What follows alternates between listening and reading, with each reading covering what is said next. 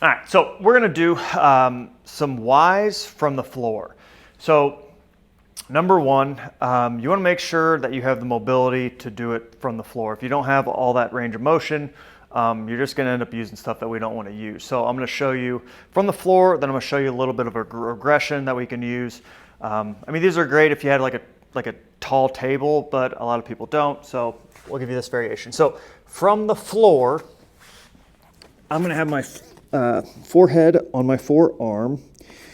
This arm is going to be making a Y.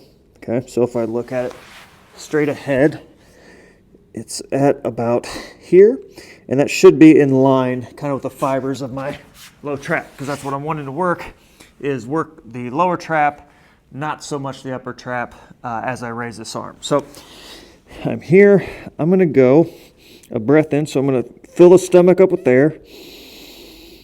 And then I'm going to lift, and I'm going to hold for about 10 seconds, and then slowly drop it down. So if I lift, breath in, and I come up, if I just feel a little bit of the upper trap, I should feel relatively soft if I'm doing it right.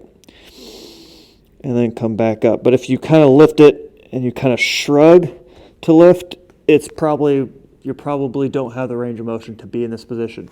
Now, or you're maybe not strong enough to be in that position. So a regression would just be to simply, I'll just have you here, and same concept, I just don't need as much range of motion. So I'm gonna think about almost like reaching forward and then up and then coming down. So I can have holds, or I can do it for reps.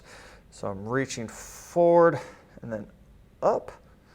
And I just want to feel like when I raise it up, I want to feel like that muscle right in here is working to lift that up. So forward and up and hold, come back down, reach, up, and back down. So obviously the more closer my chest gets down to the floor, the more difficult it is, the more I'm kind of going against gravity.